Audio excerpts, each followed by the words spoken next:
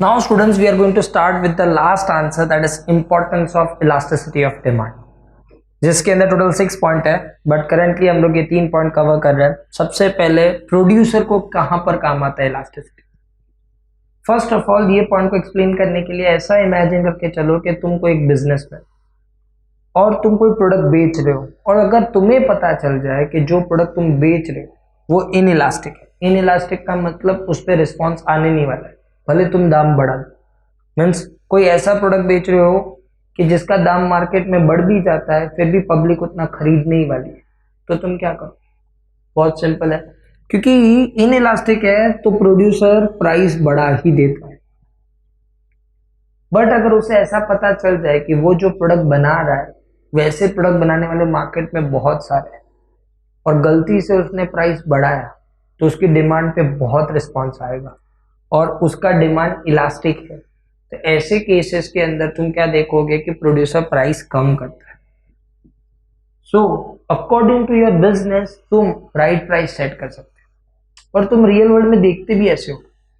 देखो मैं तुम्हें बताऊं, तुम जहां पर रहते होगे तो तुम वहां पर नोटिस करते होगे कि बहुत सारे पीपल होते हैं जो बिजनेस करते हैं, लेकिन कुछ लोग जो होते हैं वो कोई ना कोई चीज के स्पेशलिस्ट बन चुके होते हैं, जैसे कि it can be hair salon या फिर खाने पीने की चीजों के।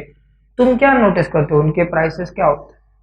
उनके प्राइसेस नॉर्मल मार्केट प्राइस से ज्यादा होते हैं, क्योंकि वो स्पेशलिस्ट है। अभी वो स्पेशलिस्ट होने के कारण उनको एक बात का पता है कि वो दाम बढ़ाएंगे ना, फिर भी डिमांड कम होने वाली नहीं, और उनका डिमांड इनइलास्टिक है। सो वो ये बात जानते हैं और इसीलिए वो दाम बढ़ाकर पैसे ज्यादा कमाते हैं। बट अगर तुम कोई नॉर्मल बिजनेस कर रहे हो जो बाकी सब भी कर रहे हैं, जैसे कि तुम फॉर एग्जांपल रिक्शा चलाने वाले हो या वड़ा पाव बनाने वाले हो, तो वो बनाने वाले बहुत सारे हैं मार्केट में, और अगर तुम्हारे वड़ा पाव के अंदर टेस्ट वाइज कुछ ज्यादा फर्क नहीं है और रिक्शा चलाने में भी तुम्हारे रिक्शे के अंदर कुछ अलग नहीं है, तुम बाकी सबकी तरह ही हो, तो तुम क्या नोटिस करोगे कि अगर तुमने प्राइस बढ़ाया तो डिमांड बहुत कम होगा। सो वो केस में तुम प्राइस बढ़ाते नहीं, उल्टा प्राइस कम करते, क्योंकि तुम्हें क्या लगता है कि मार्केट में सब 10 चार्ज कर रहे हैं वड़ा पाव फॉर एग्जाम्पल, और अगर मैं 2 रुपया कम चार्ज करूँ या 1 रुपया कम चार्ज करूंगा, लेकिन मेरी डिमांड बहुत ही बढ़ जाएगी, कि मेरे प्रोडक्ट का डिमांड क्या है, इलास्टिक, और ज्यादा डिमांड बढ़ने के कारण मैं 1 सेकेंड ज्यादा पैसा कमा लूंगा। सो तुम नोटिस करोगे कि रियल वर्ल्ड में भी जब भी पर्सन को पता चल जाता है कि उनका प्रोडक्ट इनइलास्टिक है, they will increase the price, and उनका प्रोडक्ट इलास्टिक है, they will decrease the price. तो in order to set right price they find out the elasticity. As well as बहुत सारे प्रोड्यूसर जो मोनोपोली करते हैं और मार्केट में खुद अकेले रहते हैं, वो अलग अलग कस्टमर को अलग अलग प्राइस लगाते हैं, जिसको हम बोलते हैं प्राइस डिस्क्रिमिनेशन। और ये प्राइस डिस्क्रिमिनेशन इसीलिए पॉसिबल है क्योंकि सबको सेम गरज नहीं होती। जिसको गरज ज्यादा होती है उसको ज्यादा प्राइस लगाने का, जिसको गरज कम होती है उसको कम प्राइस लगाने का। ये तुम कहाँ पर देखते हो, जो सर्विस सेक्टर होते हैं, जैसे कि डॉक्टर्स होते हैं। डॉक्टर्स कोई चीज के स्पेशलिस्ट बने हुए रहते हैं अगर, then many time you see certain doctor, not all doctors, certain doctors क्या करते हैं कि according to customer price charge करते हैं। सो ये लोग डिस्क्रिमिनेशन करते हैं, भेदभाव करते हैं, किसी को ज्यादा किसी को कम। और ये क्यों कर पा रहे, क्योंकि वो जानते हैं कि एक को गरज ज्यादा है और एक को उतनी गरज नहीं है।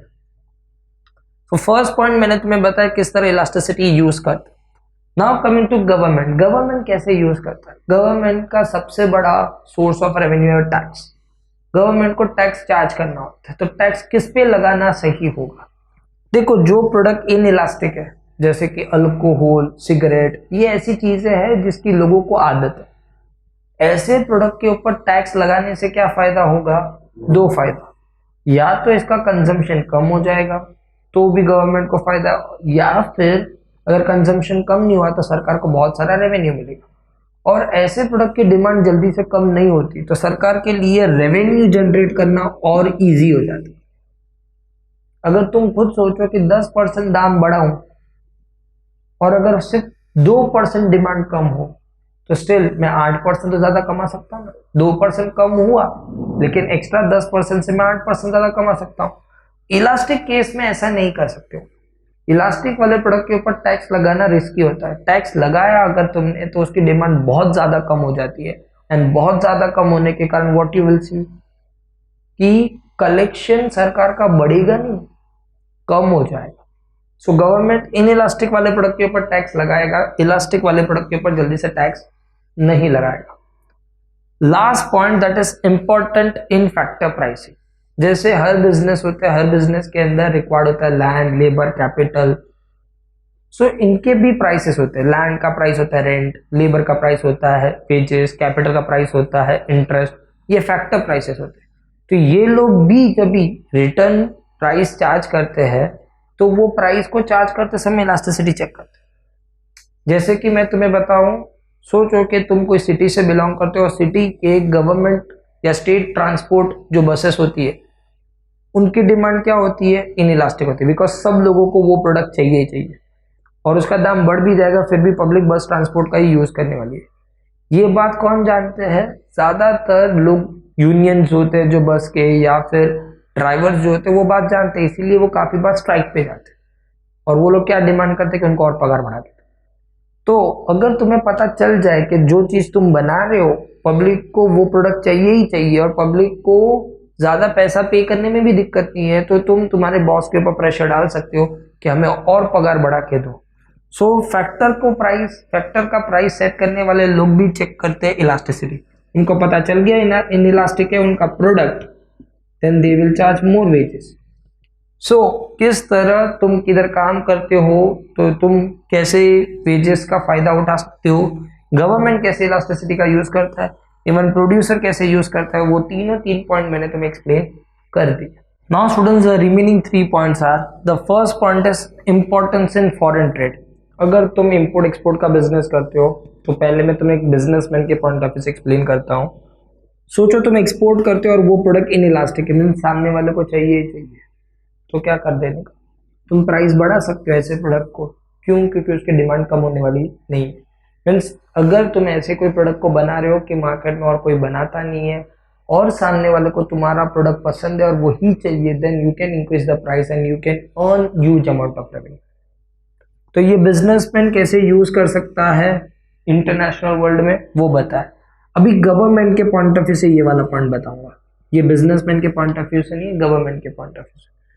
सोचो हम जो इंपोर्ट कर रहे हैं, मीन्स हम अपने आप को गवर्नमेंट कंसिडर कर रहे हैं और इंपोर्ट कर रहे हैं, वो इंपोर्टेड चीजें इन इलास्टिक है, मीन्स हमें करनी ही पड़ रही। तो ऐसी सिचुएशन में दूसरी कंट्री का प्राइस बढ़ाएगी तो हम फंस जाएंगे, और ऐसा इंडिया बहुत बार फंस भी चुका है। पेट्रोल के प्राइसेस अरब कंट्रीज बढ़ा देते थे जिसके कारण हमें उसे पैसे ज्यादा देने पड़ते थे, हमारे पास दूसरा ऑप्शन होता नहीं था। तो ऐसी सिचुएशन में हमें जल्द से जल्द जो इंपोर्ट कर रहे हैं उसका सब्सटीट्यूट ढूंढना होगा, बिकॉज मैंने थोड़े टाइम पहले तुम्हें सिखाया कि सब्सटीट्यूट ज्यादा हो जाते हैं तो प्रोडक्ट इन इलास्टिक से क्या बन जाता है, इलास्टिक। सो जो इंपोर्ट कर रहे हो अगर उसका सब्सटीट्यूट मिल जाता है देन वो लोग प्राइस बढ़ाएंगे, हमें उतना फर्क पड़ेगा नहीं। सो गवर्नमेंट अगर फाइंड आउट कर ले कि क्या क्या चीजों की डिमांड इन इलास्टिक है, फिर गवर्नमेंट को उसके सब्सटीट्यूट ढूंढ कर उसको इलास्टिक बनाना होगा और इलास्टिक बना के इकोनॉमी को बचाना होगा प्रॉब्लम से जो इंटरनेशनल वर्ल्ड में होते हैं। तो गवर्नमेंट अपनी पॉलिसी बनाते समय इन सब चीजों पर फोकस कर सकता है। Coming to public utility, public utility means जो पब्लिक इस्तेमाल करती है, जैसे कि रेलवे।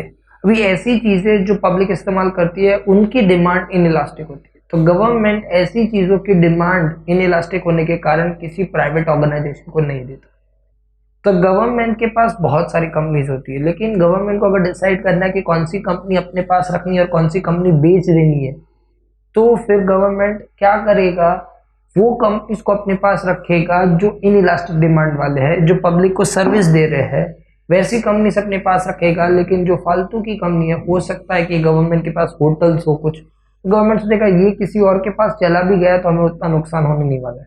तो पब्लिक यूटिलिटी वाली चीजें गवर्नमेंट किसी को नहीं देता है, भले उसमें लॉस हो फिर भी गवर्नमेंट उसको और सब्सिडाइज करके अपने पास रखेगा।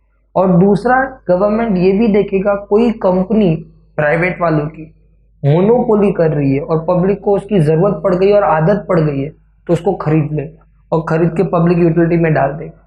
इससे क्या हो जाएगा कि वो मोनोपोली करके सामने वाले को लूट ना सके, एक्सप्लॉयटेशन ना कर सके। सो किस तरफ कौन सी कंपनी रखनी है, कौन सी कंपनी बेचनी है, या कौन सी कंपनी खरीदनी है गवर्नमेंट को, वो इलास्टिसिटी बताती है। लास्ट है प्रपोर्शन ऑफ एक्सपेंडिचर।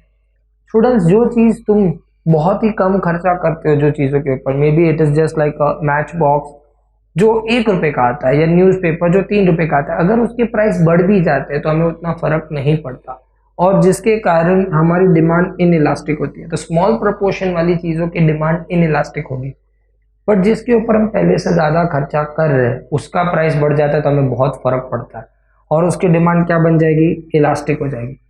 सो ये प्रपोर्शन हमें बताता है कि कौन से प्रोडक्ट की डिमांड इन इलास्टिक है और कौन से प्रोडक्ट की डिमांड इलास्टिक है। सो ये भी एक हेल्प मिलती है कि हम डिसाइड कर सके कि क्या प्रोडक्ट इन इलास्टिक है और क्या प्रोडक्ट इलास्टिक है, और हमें ये सिचुएशन में किस तरह चलना है। सो ये 3 मैंने और बेनिफिट बताए जो तुम्हें इलास्टिसिटी हेल्प करती है। स्टार्टिंग में मैंने तुम्हें एक्सप्लेन किया दैट वाज प्रोड्यूसर को कैसे बेनिफिट करता है, फिर गवर्नमेंट को कैसे बेनिफिट करता है, फिर लेबरर को कैसे बेनिफिट करता है, इंटरनेशनल ट्रेड में प्रोड्यूसर और गवर्नमेंट कैसे फायदा उठा सकते हैं, कौन कौन सी कंपनी गवर्नमेंट अपने पास रखेगी, कौन सी कंपनी खरीदेगी, वो भी इसके बेस पे डिसाइड होता है। एंड प्रपोर्शन तुम्हें बताता है कि कौन से प्रोडक्ट की डिमांड तुम्हारे लिए इनइलास्टिक है और कौन से प्रोडक्ट की डिमांड इलास्टिक है। So that is the end of this answer as well as the end of the chapter. I hope you do like the lecture and it is pretty clear with the elasticity of demand. Now we are going to continue with the next topic, that is topic number 4, producer subs. We'll meet in the next session. That's it for today. Thank you. Bye bye.